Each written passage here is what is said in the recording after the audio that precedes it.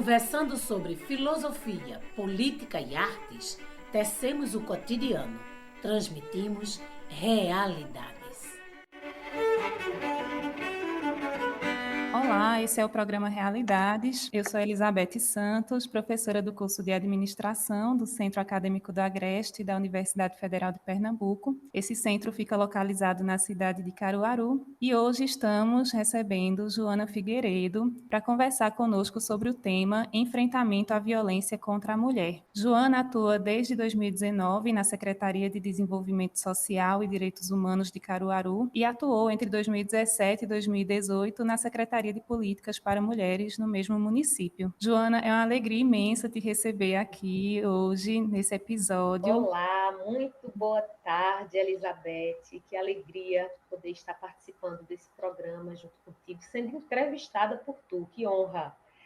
Quero saudar também todas as pessoas que estão sintonizadas, né, de antemão, parabenizar pela importante temática, né? Então, o tema de enfrentamento à violência contra a mulher é um tema que não se esgota, né? Eu costumo dizer nas palestras, nos diálogos em que participo sobre essa temática, que sonho com um dia em que a gente não precise mais estar falando, né, sobre isso.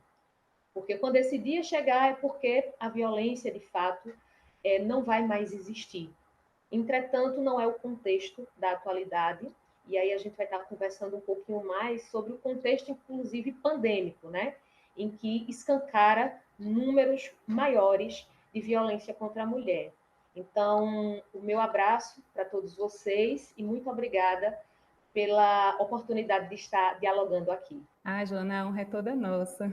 E eu já vou começar, então, essa conversa te lançando a primeira pergunta. Na verdade, eu vou pedir para que você conte um pouco a sua história, né? Qual a tua formação, onde você já atuou e que você apresente aí as informações que você julgar importantes para que os ouvintes e as ouvintes te conheçam melhor. Maravilha, que bacana. É sempre meio complicado a gente falar da gente mesmo, né? Mas, embora é importante essa troca. Eu sempre fui uma criança muito implicada com as injustiças. Então, eu lembro já na infância de sempre questionar meus pais o porquê das pessoas viverem nas ruas, o porquê nos noticiários, né, terem tantas notícias de violências. E às vezes haviam algumas violências, por exemplo, o termo estupro, né? Quando eu descobri o que era estupro, assim, eu fiquei horrorizada, né? Como é que a gente pode viver num planeta? Então, eu era uma criança um pouco aluada, como se chama, né? Que vivia pensando muito e questionando muito.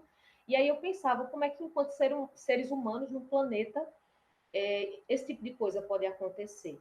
Então, essa minha inquietação, empatia e sensibilidade em relação às injustiças sociais me levou, desde o ensino fundamental, à participação em movimento estudantil. E aí fui uma criança e adolescente com muita timidez. Então eu lembro que eu participava sempre nos bastidores, colocando lá as ideias, cutucando um colega para falar por mim. Sempre era um menino, né? No movimento estudantil, na época da escola. Então a participação dos meninos, dos homens, né, era muito forte e as mulheres sempre ficavam, né, ali pelos cantinhos, dando as melhores ideias, mas quem tinha a vez e a voz eram os meninos. E aí foi nessa perspectiva do ensino fundamental, então iniciei essa militância, participei de vários eventos estudantis, importantes debates na cidade, de passagem, de qualidade na educação pública, porque minha vida toda foi estudando na educação pública, né? Sou filha de mãe preta, né? Uma mulher que foi vítima de trabalho infantil, de escravização e vários tipos de violência na sua infância e adolescência. Minha mãe era analfabeta na época que eu era adolescente, inclusive atualmente está na EJA, né? Correndo atrás dessa possibilidade de educação. Enfim, de pai caminhoneiro. Então, a minha estrutura familiar era de uma jovem periférica, não é? Com pouquíssimos recursos, mas que tive a oportunidade de ter uma educação de base, ter pai e mãe sempre me acompanhando e me incentivando aí nos estudos e nas militâncias da vida. E fui para a Universidade Pública, Universidade Federal de Pernambuco, cursar pedagogia. E lá na universidade também militei durante toda a minha trajetória acadêmica no movimento estudantil. Foi quando eu cheguei na universidade e a universidade escancarou para mim as portas da revolução em si. Né? Então, foi na universidade que eu me reconheci enquanto mulher negra, né? E passei a me orgulhar, porque essa identidade era totalmente distorcida no meu contexto, não é, de vida, né? Tudo que vem do negro é ruim, é feio, né? Então, eu vim dessa construção, assim como tantas crianças e adolescentes negros. Então, a universidade me trouxe esse empoderamento e esse orgulho em relação às minhas raízes. Foi na universidade que eu me aproximei com a militância feminista, através de algumas disciplinas que possibilitavam a vivência com movimentos sociais. Então, foi aí que chegou Joana, né, nessa explosão de mulher negra e feminista, e a gente pautando essas questões dentro do movimento estudantil, porque até então não tinha essa pauta, nem racial, nem feminista. Foi essa questão da militância na Marcha Mundial das Mulheres, num coletivo de mulheres, e desde então a questão da minha profissionalização também vem caminhando nessa perspectiva.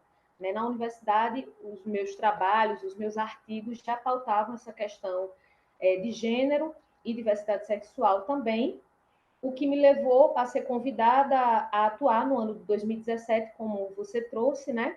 Na Secretaria de Política para Mulheres do município de Caruaru, que foi assim um boom na minha vida, porque parecia um sonho, sabe? O que a gente sonhava e construía enquanto movimento social, eu estava lá com um grupo de mulheres engajadas, com a secretária engajada, Perpétua Dantas, na época, e a gente fazendo. Então, na oportunidade, nós conseguimos lançar duas importantes leis, né? A Lei Dona Severina, que é uma lei que traz prioridade no atendimento às mulheres vítimas de violência doméstica e familiar, tanto na rede de educação, quanto saúde, né? Quanto de assistência social.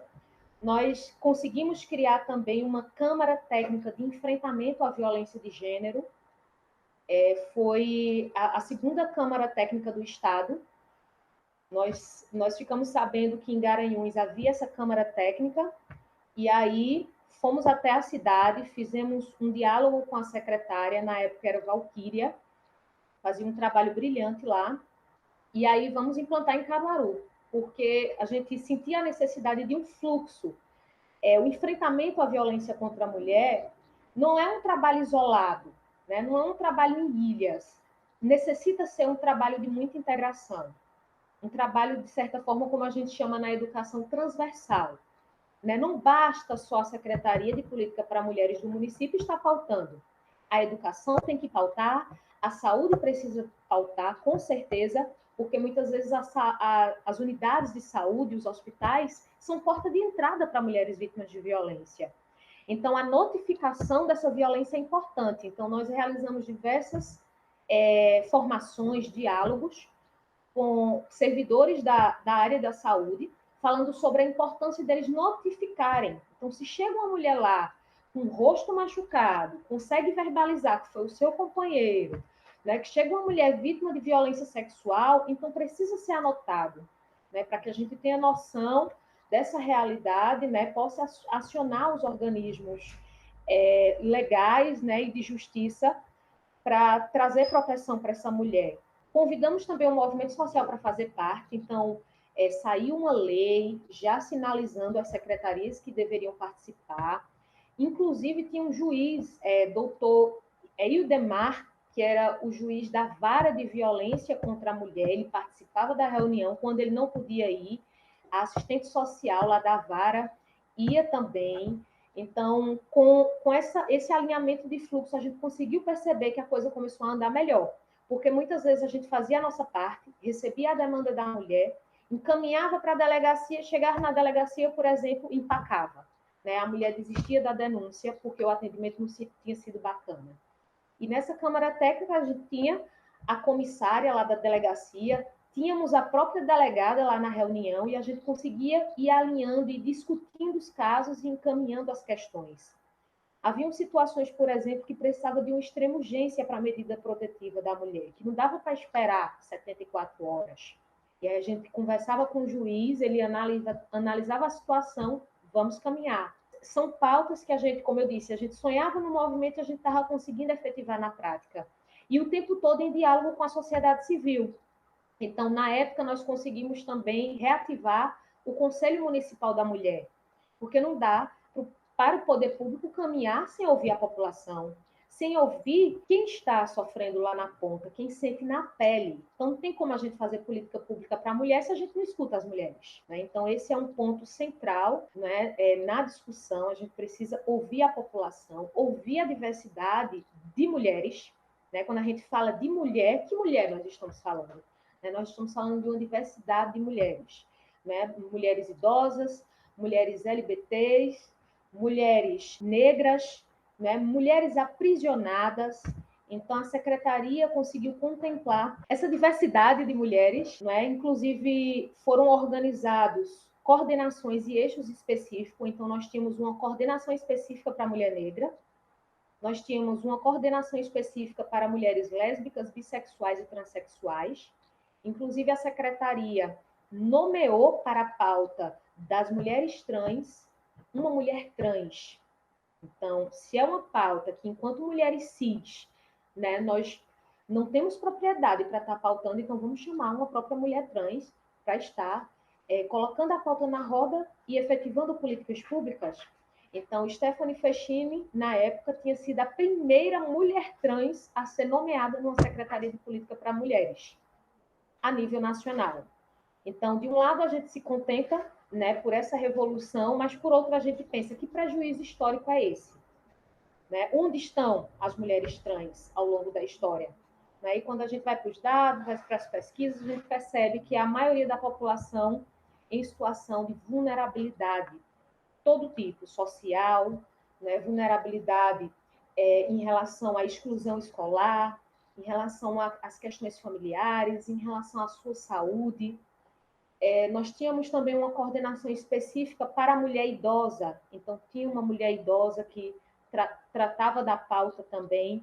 Então, a gente buscou contemplar, dentro da estrutura organizativa dessa secretaria, o máximo de mulheres diversas possíveis para que a gente pudesse ter uma comunicação melhor com as mulheres caruaruenses. E um ponto que eu destaquei aqui nas minhas anotações foi sobre essa importância do olhar interseccional, né, para o combate de qualquer desigualdade, né, seja relacionada a gênero, sexualidade, raça, enfim, né, é necessário olhar esses cruzamentos, mas também olhar intersetorial, né, que você também comentou aí na sua fala.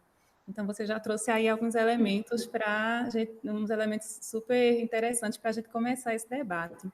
Eu vou trazer aqui alguns números, Joana, tá? E aí eu vou pedir para você comentá-los.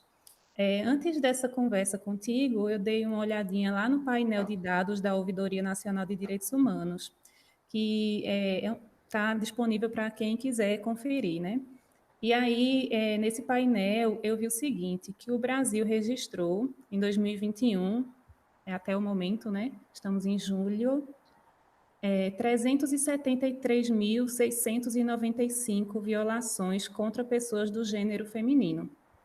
E aí esse número é bem superior às violações sofridas pelos homens, né, que contabilizou 124.718. E aí, diante desses dados, eu fiquei pensando o seguinte, é um dado bem alto, né, 373.695 violações. E aí eu gostaria que você falasse um pouquinho sobre esse problema que é a violência contra a mulher no nosso país e, em particular, no nosso estado. Tu pode falar um pouco sobre isso? Com certeza.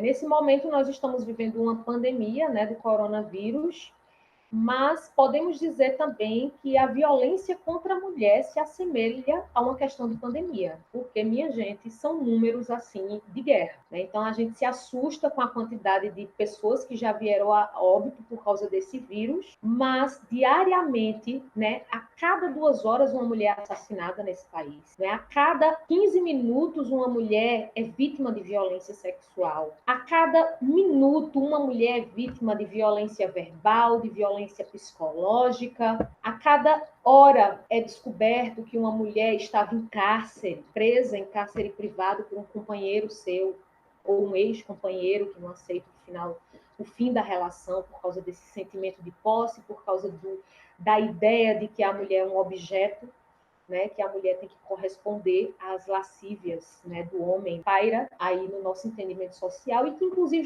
já houveram legislações que legitimaram a violência contra a mulher, né? Legislações que, inclusive, defendiam, corroboravam com homens que assassinavam suas companheiras desde que eles tivessem o argumento de que ela foi infiel, ou que pelo menos suspeitasse, né? Então, vejam que histórico, né, de violência o nosso país surge. E aí um questionamento bem interessante, eu tenho refletido bastante da perspectiva do feminismo negro, né, com autoras como Audre Lorde, Lélia Gonzalez, né, brasileira, né, Angela Davis, a própria Djamila Ribeiro, né, está bem conhecida aí. Então, essas autoras, né, nos fazem refletir como o feminismo negro, ele está no nosso contexto e surge, inclusive, antes do feminismo europeu, do feminismo que a gente chama do feminismo branco, né, quando a gente discute as questões da branquitude, porque a gente já consegue analisar que, de certa forma, há feminismos, né?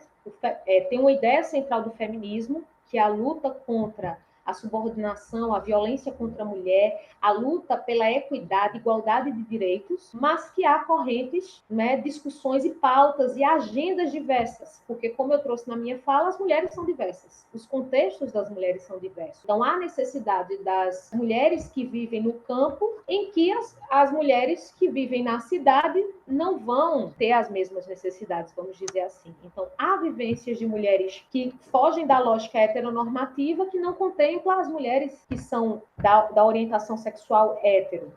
Então, há questões e vivências da mulher negra que a mulher branca não vai sentir, jamais vai entender.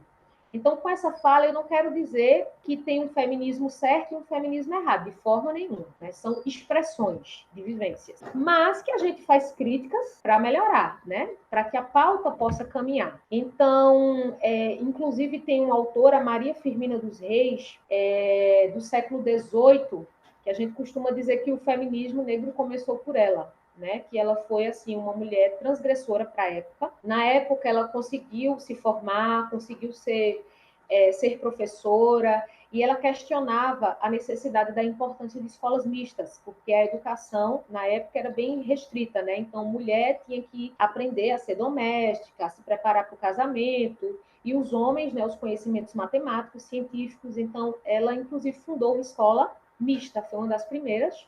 Foi muito perseguida, como de costume, né? Quem transgride a ordem é perseguido. E aí, através dos livros dela, até indico, ela tem uma perspectiva literária, né? Ela escreveu romances, poemas. Ela consegue, através da sua escrita, trazer o contexto da época.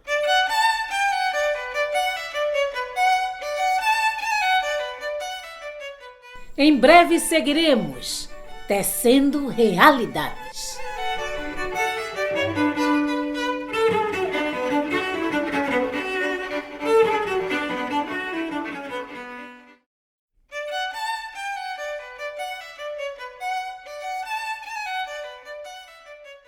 Estamos de volta, apresentando Realidades.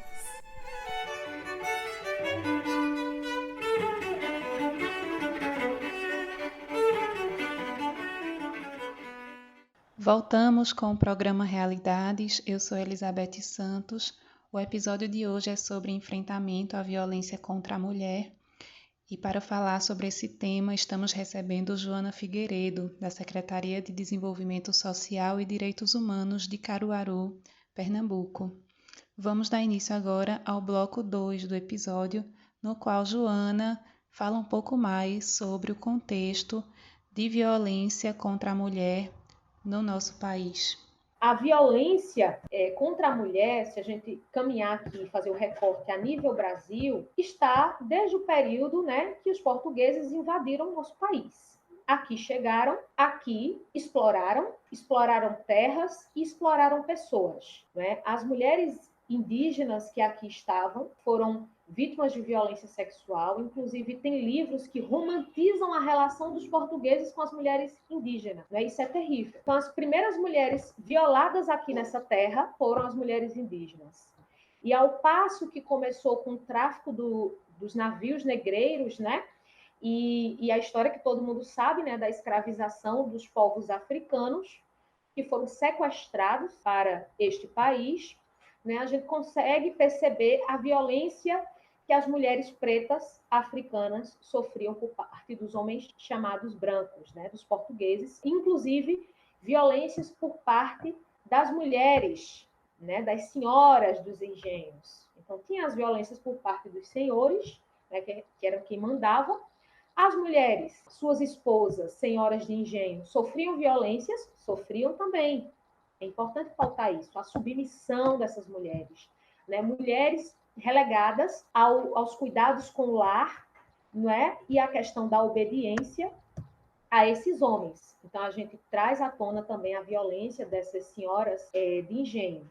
E que a elas já estava traçado um caminho, a tutela sempre masculina. Né? Entregar o pai que entrega a filha, o patriarca, né? Por isso que a gente discute a questão do patriarcado, o patriarcado que entrega a sua filha ao seu futuro marido e que esse futuro marido manda e desmanda na vida dela. Então, o corpo da mulher é de todo mundo, né? Menos dela mesma. O corpo da mulher é do seu companheiro, é do seu pai, não é?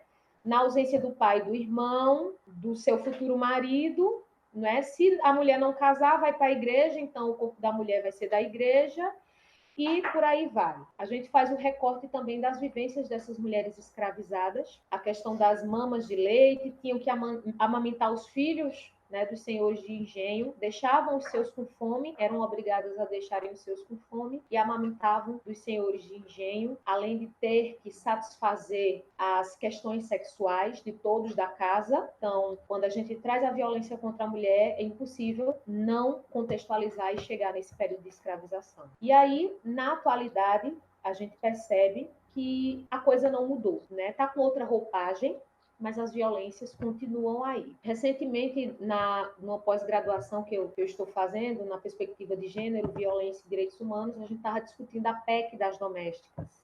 Essas mulheres pretas escravizadas, na atualidade, continuam nas casas. Né? Então, o número de violência que essas empregadas domésticas sofrem, né, é altíssimo, né, com aquela história de que, não, ela é de casa, ela é da família, mas ela dorme num cubículo, né, sem ventilação. Ela trabalha sábado, domingo, feriado, trabalha à noite o dia todo. Ela é vítima de violência sexual, então o número de empregadas domésticas que denunciam os assédios sexuais, morais, dentro dos seus espaços de trabalho é enorme também. E aí a gente percebe, muitas vezes, você trouxe esses dados, né, alarmantes. E aí, às vezes, eu leio os noticiários e as pessoas ficam assustadas, né? Ave Maria, tanta lei que tem para as mulheres, tanto privilégio que as mulheres têm hoje, né? Tanto direito e tudo mais. E essa violência não diminui. Para que fazer tanta coisa se só tem aumentado a violência? E muitas vezes a gente tem até essa sensação, né? A gente diz, poxa, a gente tem caminhado tanto, a gente tem feito tanto, nós temos tantos marcos legais. A Lei Maria da Penha, que é uma lei exemplo, né? Ela surgiu de uma punição ao nosso país, por causa da violência sofrida por Maria da Penha, que tentou denunciar diversas vezes e não conseguiu concluir sua denúncia porque os delegados diziam que em briga de marido e mulher não se mete a colher. Então, foi uma lei que veio com uma obrigatoriedade para que o país tomasse as providências em relação à vivência das mulheres que está sendo violenta. Né? Então, nós temos uma lei importantíssima, mas que a gente olha para os dados e violência e feminicídio. Mas por que isso? E aí é importante a gente refletir. Não é porque a violência aumentou, é porque as vítimas têm denunciado mais. Então, esse é um dado bacana. Então, eu fico feliz, de certa forma, vamos dizer assim, quando vejo que temos um número de denúncias considerável, porque a gente percebe que as mulheres estão denunciando, ou que alguém que presenciou denunciou, ou que o hospital notificou, né? Então, a gente percebe que está conseguindo caminhar. Me entristeço, porque ainda estamos em falta, né, com um atendimento de qualidade para essas vítimas. Assistimos aí, principalmente por parte do Poder Judiciário, né, que por vezes ainda absolve o autor da violência, né, e, enfim, teve o caso de uma blogueira, né, que com provas, com testemunhas, com tudo, só porque o autor da violência era rico, classe média, branco, rico, muito rico, né, ele foi absolvido.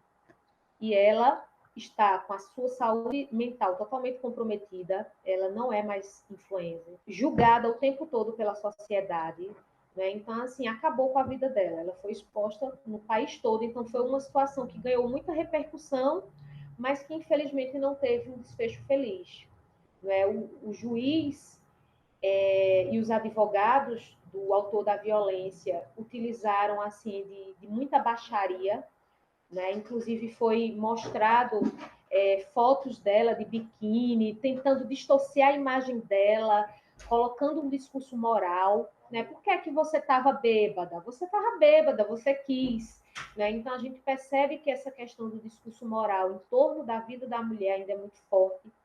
Quando mulheres entram na justiça, por exemplo, fuçam a vida delas nas redes sociais, ela arranjou um namorado, ela passeia, ela vai para a praia, né? Então tentam descredibilizar essa mulher, utilizando assim argumentos muito retrógrados, minha gente. Pelo amor, a roupa que estava vestindo, quantos namorados teve no ano. Então assim a gente se pergunta, né, em pleno século XXI, né, até quando, né, a gente vai estar caminhando nessa perspectiva, né, com esses abusos. Então, por isso que o feminismo, né, é tão importante para todo mundo. É importante, em especial, né, para as mulheres, porque são as mais atingidas, né, perdem suas vidas, perdem sua saúde mental, são afastadas muitas vezes dos seus filhos por causa de julgamentos morais. Mas o feminismo é importante também para os homens, né, para que a gente possa ter uma outra postura. Vemos que tem se avançado no debate das masculinidades tóxicas, isso é muito importante. Então, vocês, homens que estão aí nos escutando, estudem, se juntem, dialoguem para a superação das masculinidades tóxicas, que é ruim para vocês também, né? Homem não pode chorar, homem não pode broxar, homem que é homem tem que tratar a mulher de forma grosseira, né? E até a forma como as mulheres são formadas, porque muitas vezes, né, tem a questão da relação emocional entre o casal, que é aquela relação abusiva, que ambos vão se alimentando. Tanto a mulher sempre vai buscando parceiros que tenham aquela característica agressiva, porque ela aprendeu que homem que é homem tem que ser assim, né? Mesmo ela estando infeliz, é normal o homem ser assim, né? E até rola um fetiche, né? Uma atração, porque essa atração foi construída, ela foi ensinada a gostar daquela performance masculina, né? Então, por vezes a gente reproduz a opressão. Então, quantas vezes eu, por exemplo, me pego, às vezes pensando, vejo uma situação, aí depois eu digo, poxa, eu não acredito que eu estou pensando desse jeito. Eu não acredito que eu disse isso. Quando você viu, já disse. E que aí tem até aquela questão do cancelamento, né? Que eu não sou tão favorável. Eu sou favorável ao diálogo, eu sou favorável à oportunidade de ouvir o outro, de entender o que é que aconteceu. Então, eu sempre coloco como meta pessoal, eu quero ser uma Joana melhor do que ontem. Né? Eu quero ser uma Joana melhor do que ano passado. Né? E a gente costuma dizer que o empoderamento, se fala muito em empoderamento feminino, né? O empoderamento feminino é de dentro para fora e não de fora para dentro. O mercado, as indústrias já tem, a mídia tem se apropriado bastante dessa palavra empoderamento, né? E até distorcido o que é empoderamento. Né? Então, é uma linha muito tênue em que a gente precisa ter muito cuidado para a gente não confundir o empoderamento a mais uma caixinha, um padrão, um formato. Até nas nossas rodas de diálogos com mulheres, a gente traz essa questão de que ninguém empodera ninguém. É até meio freiriano, né? Ninguém se emancipa sozinho, a gente se emancipa no coletivo. Então, o empoderamento feminino, além dessa perspectiva de dentro para fora individual, precisa ser também coletivo, né? Tem até uma frase bem marcante: não serei livre enquanto uma mulher for prisioneira, mesmo que as correntes dela sejam diferentes das minhas. É Audre Lorde. Não adianta, eu sou empoderada, tenho a minha vida independente, o meu trabalho, o meu emprego e o resto que se vire, né? Poxa, o empoderamento precisa ser coletivo, gente. Enquanto tiverem mulheres sofrendo violência, a gente precisa se implicar, né? A gente precisa tentar chegar junto, né? Precisa dialogar, precisa fazer dar a nossa contribuição nessa luta também, né? Então, não basta só a gente fazer aquela pose, né? A gente precisa, de fato, segurar nas mãos, né? Tem aquela frase, né? Ninguém solta a mão de ninguém. E, de fato, é isso. E que a gente tenha essa compreensão que, enquanto mulher somos diversas e a gente precisa repensar os nossos privilégios. Eu sou uma mulher que tive acesso à universidade, vim de família periférica, pobre, né? Mas consegui chegar à universidade, tenho instrução, consigo rebater, né, discriminações e situações, consigo me colocar, mas e aí? Como é que está aquela mulher preta, né, que está lá na sua comunidade, sem acesso a saneamento, né, sem acesso à informação, não tem um celular, né, a inclusão digital não é uma realidade para todo mundo, né? Tem gente que diz, tanto anticoncepcional aí, tanto preservativo aí, essa mulher tendo menina à torta e à direita por causa do Bolsa Família. Mas será que, de fato, essa informação está chegando a ela mesmo, minha gente? Porque muitas vezes a gente parte do pressuposto que todo mundo sabe, né? Que tem acesso a tudo, né? Então vamos romper, sair da bolha da gente, né? Porque eu tenho a oportunidade de andar nas comunidades, né? Tanto urbanas, rurais, e a gente percebe outra realidade de mulheres que não têm nem seu documento, minha gente, que nem existem para a sociedade, de mulheres que nunca foram a um ginecologista, né? De mulheres que não sabem como é que acontece a questão de uma gravidez. Não, porque meu namorado disse que a camisinha incomoda e que se ele ejacular fora, eu não vou engravidar. Então, veja o nível, gente. Reproduzindo uma situação que não é real, não é essa a realidade. Né? Não, que não existe não doença, não.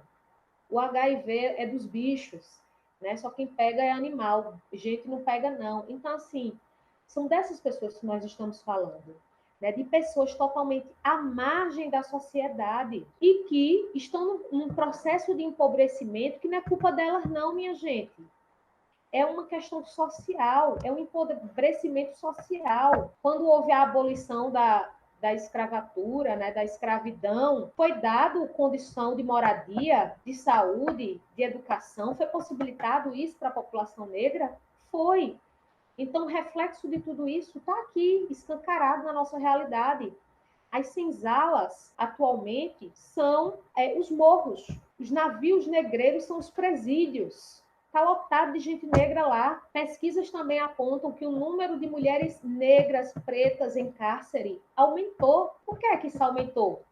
Porque elas não se interessam, elas gostam de cometer crime. Não, minha gente, aumentou porque não há outro caminho. As políticas públicas não têm chegado para possibilitar outra visão de mundo para essas pessoas. Não, mas eu conheço uma pessoa que ela vivia na favela, no meio dos bandidos, e ela hoje em dia está na faculdade. Uma entre não sei quantas mil.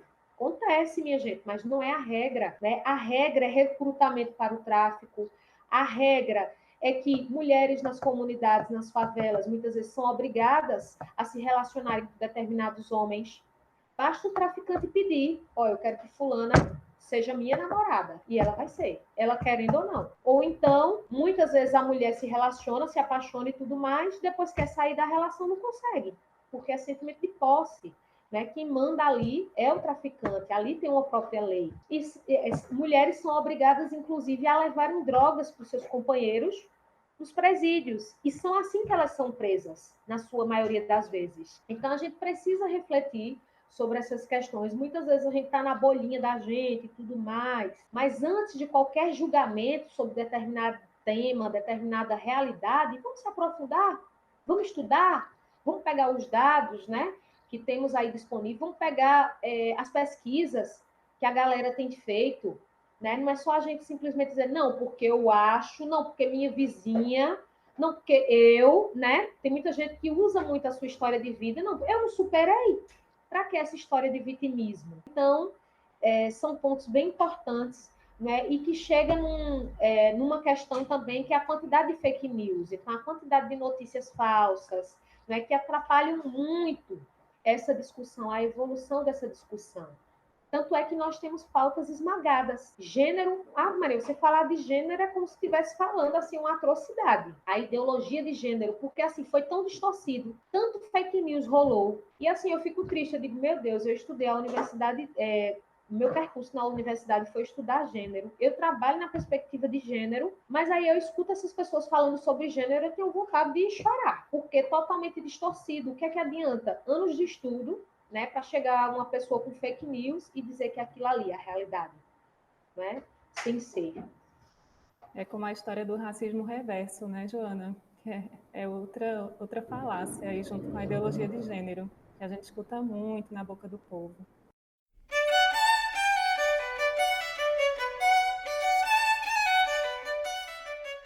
Em breve seguiremos tecendo realidades.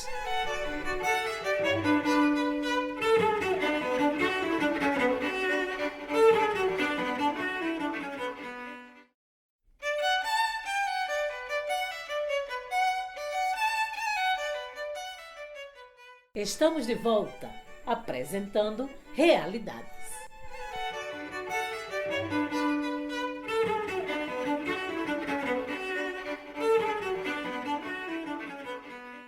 Estamos de volta com o programa Realidades. O episódio de hoje é sobre enfrentamento à violência contra a mulher. Eu sou Elizabeth Santos e estou entrevistando Joana Figueiredo, da Secretaria de Desenvolvimento Social e Direitos Humanos de Caruaru. Vamos dar início ao bloco 3 do episódio. Joana, antes de te fazer algumas questões, eu só queria trazer um dado que eu acredito que dialoga muito com o que você colocou no último bloco, né? No último bloco você falou um pouquinho sobre essa necessidade da gente olhar para as diferentes vivências, né, de diferentes mulheres no que se refere à questão da violência, né?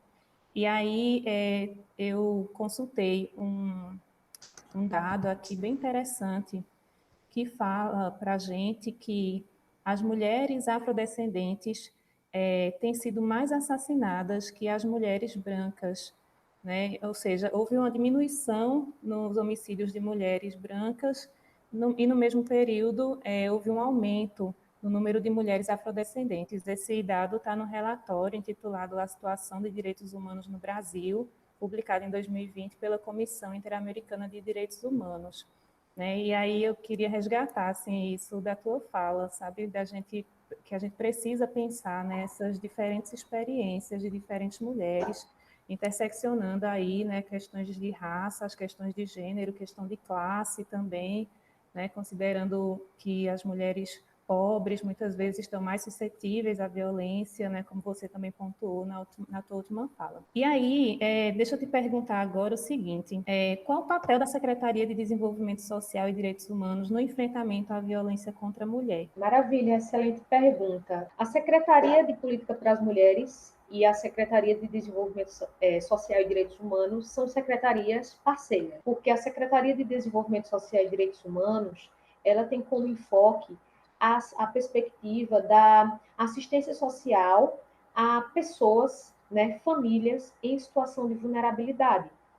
Então, nós temos uma linha de atuação específica para determinados públicos, né? Atendemos todas as pessoas em situação de vulnerabilidade. Entretanto, temos consciência, né, que há populações mais suscetíveis a essa vulnerabilidade. Então, nós atuamos com um olhar para a população negra, nós atuamos também dentro da perspectiva da pessoa idosa, da pessoa com deficiência, da criança e do adolescente, e da população LGBT. Então, nós temos esse enfoque de atuação. Essa secretaria, ela atua na perspectiva da superação dessas desigualdades. Então, além da oferta de benefícios eventuais, né, como, por exemplo, cesta básica, que é previsto na política do SUAS, do Sistema Único de Assistência Social, né, essa secretaria ela também tem uma política de habitação, um enfoque voltado à questão da habitação para pessoas em situação, né, de baixa renda. E na própria Política Nacional de Habitação, há uma prioridade de que a casa fique no nome da mulher, porque já aconteceram situações, né, e tem pesquisas, tem dados sobre isso, de que quando se colocava o homem como legalmente ali a pessoa responsável pelaquela propriedade, ele acabava trocando, vendendo, deixando a mulher e os filhos na rua, né? Essa masculinidade tóxica que a gente vem conversando. Então, essa secretaria reflete essas informações. Quando acontecem situações de violência com meninas, violência doméstica e familiar, com adolescentes, meninas, crianças e adolescentes que têm idade inferior a 18 anos, a secretaria faz essa atuação. Se chega na Secretaria de Política para Mulheres, elas encaminham para a nossa secretaria através dos CREAS, que são Centros de Referência Especializados em Assistência Social. Eles lidam diretamente com a violação do direito humano. Então, tem uma equipe multidisciplinar, assistente social, psicólogo e advogado, assim como na Secretaria da Mulher, que vai atuar diretamente na superação dessa violação. Então, há um núcleo específico, né, de abuso e exploração sexual, em sua grande maioria, os dados apontam para as meninas, as maiores vítimas. Então, eu acredito que é basicamente isso que é mais comum, né, no nosso dia a dia. A gente tem a pauta racial também bem forte, então a Secretaria de Política para as Mulheres, como tem essa pauta através das mulheres, então a gente está sempre também nesse caminhar. Nós temos conselhos ligados à secretaria, como, por exemplo, o Conselho de Igualdade Étnico-Racial, o Conselho de Assistência Social, que também contribui no suporte a projetos ONGs, né, na cidade, que tem atuação com a população de rua, que tem atuação com crianças, adolescentes. Nós temos também um conselho de esporte e lazer, essa perspectiva do esporte como um direito humano também está bem presente nas nossas atuações, em que a gente leva esporte e lazer para as comunidades periféricas, né? Tem esse enfoque voltado às comunidades periféricas. Nós temos o Conselho de Juventude, que pensa nas pautas juvenis, a questão do genocídio da juventude negra, né, que é tão forte no nosso país. Então, a gente pensa também em políticas públicas nesse sentido.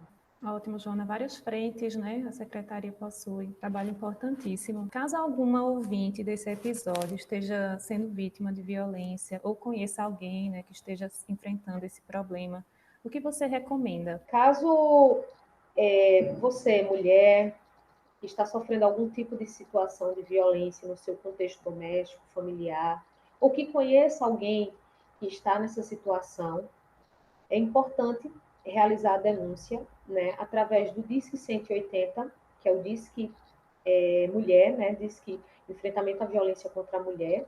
O Disque 100 também, o Disque 100 é o Disque Direitos Humanos. Então, é um canal também importante. Esses dois canais, eles funcionam 24 horas, né, sábado, domingo, feriado.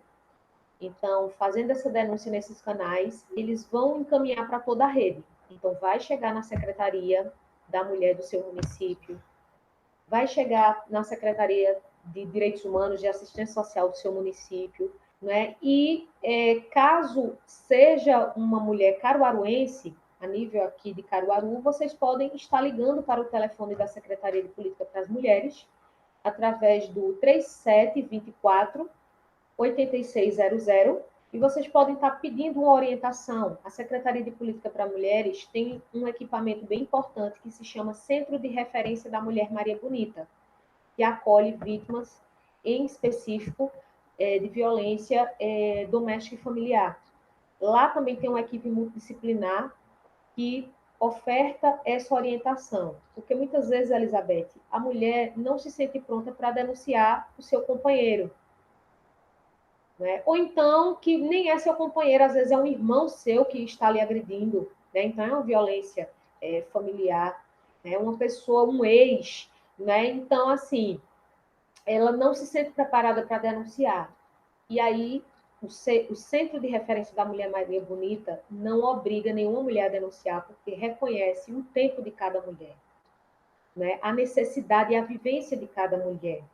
É feito o acolhimento. Então, tem psicóloga, a psicóloga vai estar conversando com você, né? Vai ofertar aquele suporte para que você se sinta segura. Que no momento de uma futura denúncia, você se sinta forte para levar aquela denúncia, que muitas vezes não é fácil realmente. Ir até uma delegacia, né? Aí vai para uma vara de violência doméstica, né? Então tem todo um desgaste também em que a gente não pode estar obrigando essa mulher, se ela não está se sentindo pronta, a fazer essa denúncia. A gente orienta a denunciar, denuncie, é importante que se denuncie. Mas se você não está preparada nesse momento, calma, é só procurar o organismo de política para a mulher do seu município, né? Conta a tua história e pede um suporte psicológico, pede um suporte socioassistencial, informa pelo menos, porque o que acontecer, pelo menos a equipe está ali ciente. Se algum dia a situação ficar mais grave, a equipe está ali ciente para poder te atender. Mas o mais importante de tudo, gente, é vocês darem o primeiro passo. A denúncia é importantíssima, porque há um ciclo de violência, né, em que muitas vezes começa com um grito, aí depois passa para a violência física, aí depois passa para a ameaça, começa a ameaçar. Quem começa a ameaçar é porque pensa em fazer, né? E aí pode chegar no nível mais grave, que é o feminicídio, que é quando a mulher chega a ser assassinada. Então, para que não chegue a esse ponto, minha gente, é importante romper a violência, o ciclo de violência desde o princípio. Quem tem filhos, observem as relações dos seus filhos, tanto dos meninos quanto das meninas, para que possa se fazer orientações, acompanhar direitinho. Tem a violência por parte das redes sociais, da internet, né, que adolescentes são assediadas, que homens marcam encontros e abusam sexualmente dessas meninas. Então, são importantes, são questões importantes que a gente não pode, de fato, perder de vista. Aqui em Caruaru também nós temos o Disque Denúncia Agreste. Vocês também podem estar telefonando através do 3721-4545. O Disque Denúncia tem sido um grande parceiro, então vocês podem estar ligando para o Disque Denúncia. E tem diversas regiões aqui de Pernambuco que tem o Disque Denúncia, vocês podem estar ligando também. Até para o Disque 100, o 180, vocês também podem estar fazendo essas denúncias anônimas. O que não dá, né, a gente se omitir. A parte da gente a gente tem que fazer, pelo menos você pode dizer, eu fiz minha parte. Joana, essa sua fala é importantíssima, até porque a gente percebe, né, pelos dados aí disponíveis, que o número de denúncias ainda está aquém do número de violações, né? Então, é sempre importante uma fala que vá nesse sentido, que fale sobre a importância de se realizar a denúncia, né, que mostre os caminhos que isso pode ser feito. Inclusive, eu acredito que a pandemia, né, tem agravado um tanto essa situação, porque o agressor, como você falou, está dentro de casa muitas vezes, né? E aí a mulher confinada, né, dentro de casa com seu agressor, isso torna a denúncia algo ainda mais Isso. complicado. Verdade. Enquanto Secretaria de Desenvolvimento Social e Direitos Humanos, a gente percebeu também que a violência aumentou, não só em relação à questão das mulheres, mas de idosos, de crianças e adolescentes, justamente por causa do âmbito doméstico familiar. Então, muitas vezes a gente se sente inseguro na rua, mas para muitas pessoas, a maioria das pessoas, né, e os dados apontam que a maioria das vivências, das violências acontecem no âmbito doméstico familiar. Então, para muita gente, a questão do seu lar, da sua moradia, não é um local de paz, é um local de violência. Né? Então, aumentou bastante nessa pandemia, com a questão da quarentena, a necessidade do isolamento, né? Então, as mulheres ficaram muito mais vulneráveis nesse contexto, porque muitas vezes o marido saía para trabalhar, então era um alívio, um momento de paz, né? Mas serviu também para escancarar essa situação, né? Que muitas vezes fica silenciada, fica subnotificada, fica embaixo do tapete, né? Então, muitas vezes a violência parte, em sua grande maioria, ainda dos homens.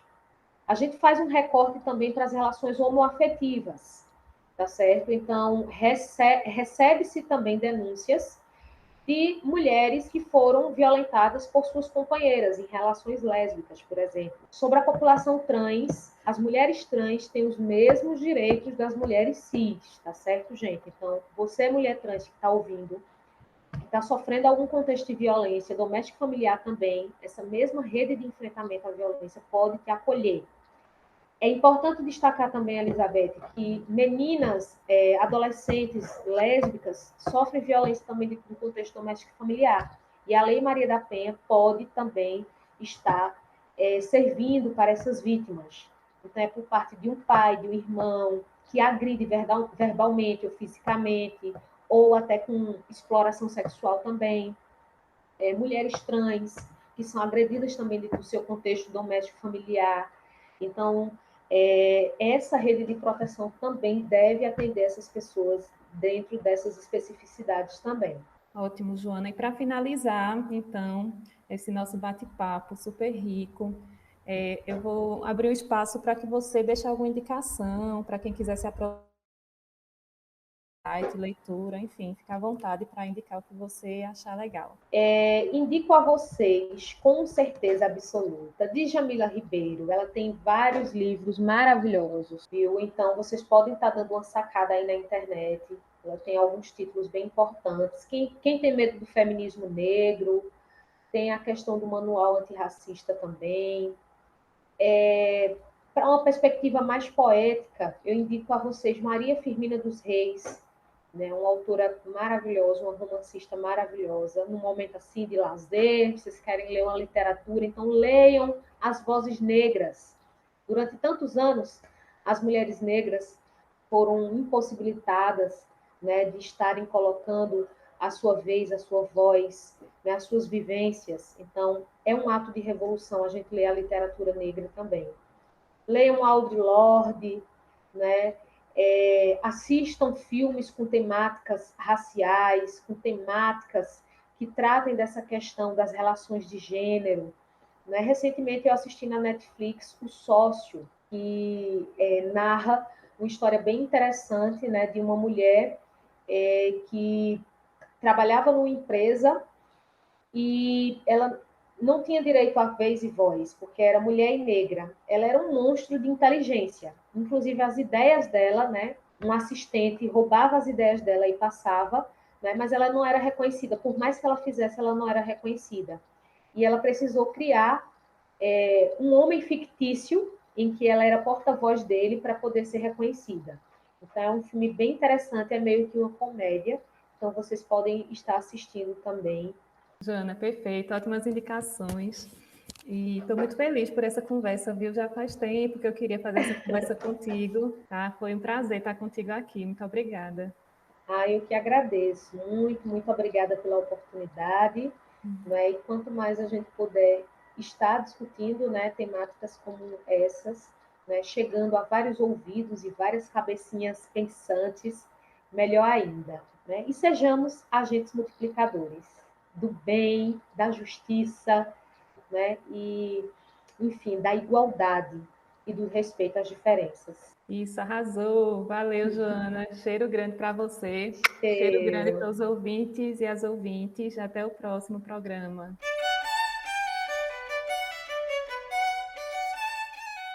Acabamos de ouvir Realidades. Oferecimento Proeste, UFPE.